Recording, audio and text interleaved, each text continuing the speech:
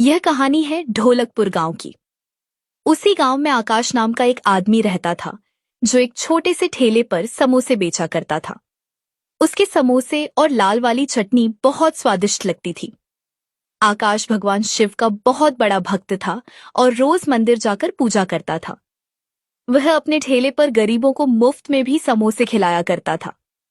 आकाश दिल का बहुत ही अच्छा इंसान था। आकाश के ठेले के सामने ही सूरज नाम के आदमी की एक छोटी सी समोसे की दुकान थी।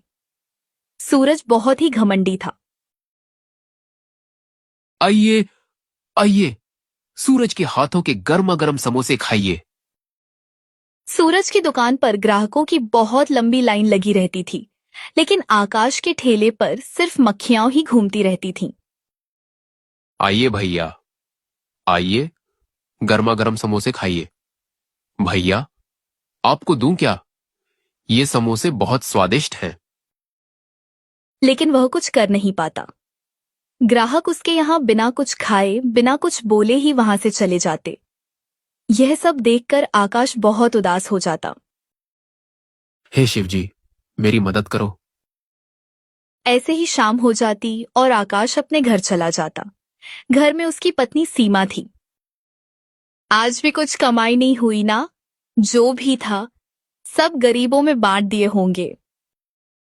तुम्हें पता तो है, गरीबों को खिलाना बहुत बड़ा पुण्य का काम है। इस पुण्य के चक्कर में घर में 1 रुपया भी नहीं आ रहा है। मुझे समझ नहीं आता कि मैं घर कैसे चलाऊं। अरे कमाई तो मेरी भी होती, लेकिन सामने ही सूरज की बड़ी दुकान है, इसलिए लोग वहीं चले जाते हैं। इसलिए मैं तुमसे कहती हूँ, तुम सरपंच जी के यहाँ काम कर लो। कम से कम घर का खर्च तो निकल जाएगा। देखो, मेरे पिताजी और दादाजी दोनों ही समोसे का ठेला लगाया करते थे और लोगों का पेट भरते थे। लेकिन मैं भी समझता हूं, अगर काम ऐसे ही चलता रहा तो मुझे ठेला बंद करके कोई दूसरा काम ढूंढना पड़ेगा। जब से मेरी शादी हुई है, तब से मैं यही सुनती आ रही हूँ। तुम देखना सीमा, एक दिन भगवान हमारी जरूर सुनेंगे और हमारे भी अच्छे दिन आएंगे। तुम बस झूठी उम्मीदों में जीते रहो। कुछ नहीं होने वाला। मैं कल ही अपने मायके चली जाऊंगी। यह बातें सुनकर आकाश पूरी तरह टूट गया। हे भगवान, ये सब आप देख रहे हो ना, मेरी मदद करो। अगले ही दिन उसकी पत्नी घर छोड़कर मायके चली गई। आकाश बस दुखी होकर उसे जाते हुए देखता रह गया। सुबह सुबह वह गांव की किराने की दुकान पर पहुंचा। कालू भाई, जरा मुझे बढ़िया वाली मैदा और आलू दे दीजिए। अरे आकाश, मैदा और आलू के दाम तो आसमान छू रहे हैं। और सुनो, आज चीनी का भाव 50 रुपए किलो हो गया है। अरे कालू भाई, क्या बोल रहे हो? पिछले हफ्ते ही तो मैंने आपसे मैदा ली थी, तब तो भाव 40 रुपए किलो था, और आज 70 रुपए किलो। ये कैसे हो गया? वो क्या है ना, जो कंपनी ये सब बनाती है वही दाम बढ़ा रही है। देखो आकाश, तुम मेरे पुराने ग्राहक हो, इसलिए तुम्हें सच बता रहा हूं। मेरे पास थोड़ी पुरानी मैदा रखी है, जो थोड़ी सी मिलावटी है। अगर तुम कहो तो मैं तुम्हें वही सही भाव में दे दूं।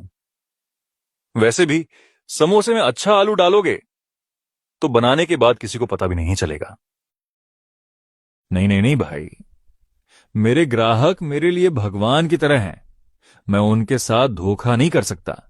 मैं कोई भी खराब चीज इस्तेमाल करके अपने ग्राहकों को धोखा नहीं दूंगा। देख लो आकाश, जैसी तुम्हारी मर्जी। मैं तो तुम्हारे भले के लिए ही कह रहा हूं। कोई बात नहीं भाई, मैदा का भाव बढ़ा है तो बढ़िया ही दीजिए। आप मुझे 2 किलो अच्छी मैदा और 1 किलो आलू तौल दीजिए। मुझे पता है आकाश, तुम अपने सामान में कोई घपला नहीं करते। मैं जानता था कि तुम मिलावटी मैदा का इस्तेमाल नहीं करोगे, लेकिन भाई, अगर थोड़ा मुनाफा नहीं करोगे तो घर कैसे चलाओगे? तभी उसकी दुकान पर पड़ोस का दुकानदार सूरज आ जाता है। कालू भैया, मैदा और आलू का क्या भाव है? अरे सूरज भैया, आज मैदा का भाव 70 रुपए किलो है। अरे कालू भैया, हमें बढ़िया वाली मैदा नहीं चाहिए। आपके पास वो मिलावटी मैदा है ना, जो पिछली बार दी थी, वही दे दीजिए। हाँ हाँ, वो भी है। हे महादेव, ये कैसी दुनिया बनाई है आपने। यहां जो गलत काम कर रहा है उसी के पास लक्ष्मी जा रही है, और जो सही काम कर रहा है वही गरीब रह जा रहा है। ये सब बातें सूरज जानबूझकर आकाश को सुनाते हुए कह रहा था। सूरज भैया, आप मेरे बारे में कुछ भी कहिए, लेकिन मैं अपने ग्राहकों के साथ बेईमानी नहीं कर सकता। मैं उन्हें कभी मिलावटी समोसे नहीं खिलाऊंगा। अरे आकाश, मैंने तुझसे थोड़ी कहा है कि तू महंगी चीजें लगाकर बैठ और मक्खियां मारता रहा। उसकी बातें सुनकर आकाश बहुत उदास हो गया और अपने ठेले पर आ गया। उसने समोसे बनाकर बाजार के बीच ठेला लगाया, लेकिन उसके ठेले पर एक भी ग्राहक नहीं आया। दूसरी तरफ सूरज मिलावटी सामान इस्तेमाल कर रहा था, फिर भी उसकी दुकान पर भीड़ लगी हुई थी। हे महादेव, ये कैसी दुनिया बनाई है आपने। यहां जो गलत काम कर रहा है उसी के पास लक्ष्मी जा रही है, और जो सही काम कर रहा है वही गरीब रह जा रहा है। तभी उसके ठेले के सामने से एक साधु बाबा गुजरते हैं। हे भगवान, कहां हो आप। कभी तो मेरे बारे में सोचिए, कभी तो मुझ पर ध्यान दीजिए। बेटा, क्या हुआ तुम्हें? तुम रोते हुए भगवान को क्यों पुकार रहे हो? नहीं साधु बाबा, कुछ नहीं, वो तो बस ऐसे ही। क्या हुआ बेटा, बताओ। इतना सब अच्छा करने के बाद भी मेरी किस्मत इतनी खराब कैसे हो सकती है। भगवान मेरी मदद क्यों नहीं कर रहे हैं। बेटा, जीवन में कभी निराश नहीं होना चाहिए। कुछ अच्छा होने के लिए कभी कभी बुरा होना भी जरूरी होता है। बताओ बेटा, तुम्हें क्या परेशानी है? शायद मैं तुम्हारी कुछ मदद कर सकूं। साधु बाबा, अगर आप मेरी परेशानी दूर कर सकते हैं तो मैं आपको सब कुछ बता देता हूं। आकाश ने साधु बाबा को सब कुछ बता दिया कि कैसे उसकी पत्नी उसे छोड़कर चली गई, और सूरज ने किराने की दुकान पर उसे क्या क्या सुनाया। बेटा, जीवन में कठिनाइयां तो आती ही रहती हैं, लेकिन हमें उनका डटकर सामना करना चाहिए। साधु बाबा, मेरी ये परेशानी कैसे खत्म होगी। बेटा, मान लो कि मुझे भगवान ने ही भेजा है। तुम्हारी समस्या का हल इस नमक की डिब्बी में है। इसका मैं क्या करूं, नमक तो मेरे घर में भी बहुत है। यह साधारण नमक नहीं, जादुई नमक है। जब तुम इसका इस्तेमाल करोगे तो सारे ग्राहक तुम्हारे ठेले पर आकर समोसे खाएंगे। बाबा ने अपनी झोली से एक छोटी सी डिब्बी निकालकर आकाश को दे दी। मान लेना, भगवान ने ही तुम्हारी मदद की है। आज से तुम्हारा भाग्य बदलने वाला है। और हां आकाश, अगर इस नमक का उपयोग कोई बुरा आदमी करेगा तो इसका असर उल्टा होगा। आप क्या कह रहे हैं बाबा, मुझे कुछ समझ नहीं आ रहा। वक्त आने पर सब कुछ तुम्हें खुद ही समझ में आ जाएगा। इतना कहकर बाबा वहां से चले गए। चलो, बाबा के कहने पर इस नमक को डालकर समोसे बनाकर देखता हूं, क्या पता मेरा भाग्य ही बदल जाए। इसके बाद आकाश ने उस नमक को मिलाकर समोसे बनाए। कुछ ही देर में उसके ठेले पर एक आदमी आया। अरे भाई, तुम्हारे समोसे की खुशबू तो बहुत अच्छी आ रही है। जरा एक प्लेट देना। ऐसे ही एक एक करके सूरज के सारे ग्राहक आकाश के ठेले पर आने लगे और उसके समोसे खाने लगे। यह सब देखकर सूरज हैरान हो गया कि आखिर ऐसा क्या हुआ जो उसके सारे ग्राहक आकाश के पास चले गए। अरे, ये क्या हो रहा है? हमारे सारे ग्राहक उस आकाश के ठेले के पास कैसे चले गए? ये कैसा चमत्कार हो गया? सूरज और उसका नौकर दोनों हैरानी से देखते रह गए। एक एक करके सभी ग्राहक आकाश के ठेले के पास पहुंच गए। अरे वाह, आज तो भगवान की बड़ी कृपा हो गई मुझ पर। चलो, ये पैसे लेकर मैं सीमा को वापस घर ले आता हूं। इसके बाद आकाश अपनी पत्नी को लेने के लिए उसके मायके चला गया। सीमा, अरे ओ सीमा, बाहर आकर देखो मैं तुम्हारे लिए क्या लाया हूं। आवाज सुनकर सीमा घर से बाहर आई। क्या हुआ जी? ऐसे क्यों चिल्ला रहे हो? ये देखो, आज मैंने इतने सारे पैसे कमाए हैं। सीमा, अब हमारे भाग्य बदल गए हैं। भगवान ने हम पर कृपा की है। ये सारे पैसे मैंने सिर्फ समोसे बेचकर कमाए हैं। सच में? ये कैसे हो गया? आज तक आपने इतने पैसे कभी नहीं कमाए। मुझे तो अपनी आंखों पर विश्वास ही नहीं हो रहा। अरे, कहते हैं ना, भगवान जब भी देता है छप्पर फाड़ कर देता है। लेकिन ये हुआ कैसे? तब आकाश ने सीमा को पूरी बात बता दी। जब तक उस बाबा का दिया हुआ नमक हमारे पास है, तब तक हमारी बिक्री बहुत अच्छी होती रहेगी। चलो, भगवान ने आखिर तुम पर कृपा तो की।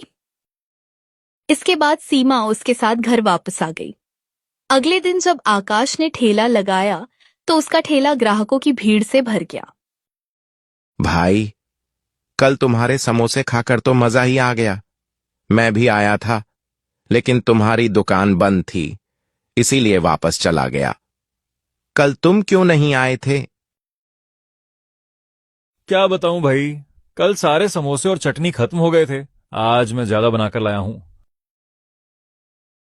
इधर आकाश के ठेले पर ग्राहकों की भीड़ लगी थी और उधर सूरज की दुकान पर एक भी ग्राहक नहीं था। अरे यार, ये देखो, आज फिर आकाश के ठेले पर कितनी भीड़ है और हमारी दुकान पर तो सिर्फ मक्खियां ही मंडरा रही हैं। मैं भी यही सोच रहा हूं मालिक। आखिर उसके पास ऐसा क्या है जिसकी वजह से हमारे सारे ग्राहक उसके ठेले पर जा रहे हैं? शाम होते होते आकाश के सारे समोसे बिक जाते हैं। अरे ओ कालू भैया, जरा मुझे 10 किलो मैदा दे दीजिए और हाँ, 5 किलो आलू भी, लेकिन मैदा अच्छी वाली ही देना, वो मिलावटी वाली मत देना। लगता है आकाश, तुम्हारा समोसे का ठेला अब बहुत अच्छा चल रहा है, इसीलिए आज तुम 10 किलो मैदा लेने आए हो, और वो भी बढ़िया वाली। हाँ कालू भाई, भगवान की कृपा से मेरे दिन फिर से अच्छे हो गए हैं। ये सारी बातें सूरज और उसका नौकर छुपकर सुन रहे थे। अरे श्याम, जरा पता तो लगाओ, इसके पास ऐसी कौन सी चीज है जिसकी वजह से पिछले 5-6 दिनों से इसके ठेले पर इतनी भीड़ लगी रहती है। मुझे भी समझ नहीं आ रहा मालिक। जो आदमी पहले पूरे दिन ठेले पर बैठकर सिर्फ मक्खियां मारता था, वो आज 10 किलो मैदा के समोसे बनाएगा। जरूर इसके हाथ कोई बड़ा राज लग गया है, तभी इसके ठेले पर इतनी भीड़ है। अगले दिन सूरज का नौकर चुपके से आकाश के घर गया। वहां उसे जादुई नमक के बारे में पता चल गया। वह तुरंत सूरज के पास पहुंचा और सब कुछ बता दिया। रात को सूरज खुद आकाश के घर पहुंचा। अरे, कहाँ है वो जादुई नमक जिसके बारे में तू बता रहा था? जल्दी ढूंढ, जल्दी। लेकिन दोनों को ये नहीं पता था कि आकाश छुपकर उन पर नजर रखे हुए था। ये देखो मालिक, आखिर मिल ही गई जादुई नमक की डिब्बी। चल, जल्दी चल, कोई देख लेगा तो सारी मेहनत बेकार हो जाएगी। दोनों उस नमक की डिब्बी लेकर वहां से भाग गए। आकाश ये सब छुपकर देख रहा था। अब आएगा मजा। साधु बाबा ने कहा था, जो लालची आदमी इसका इस्तेमाल करेगा उस पर इसका असर उल्टा होगा। अगले दिन सूरज ने उसी नमक से समोसे बनाए, लेकिन उसके सारे समोसे जल गए और काले होकर बेकार हो गए। अरे, ये क्या हो गया? आज मेरे सारे समोसे बर्बाद हो गए। तेरी वजह से मुझे कितना नुकसान हो गया। नहीं मालिक, आकाश अपनी पत्नी से कह रहा था कि ये जादुई नमक है। अब मैं क्या करूं? आज तो मेरा पूरा नुकसान हो गया। ये सब देखकर दूर खड़ा आकाश मुस्कुरा रहा था।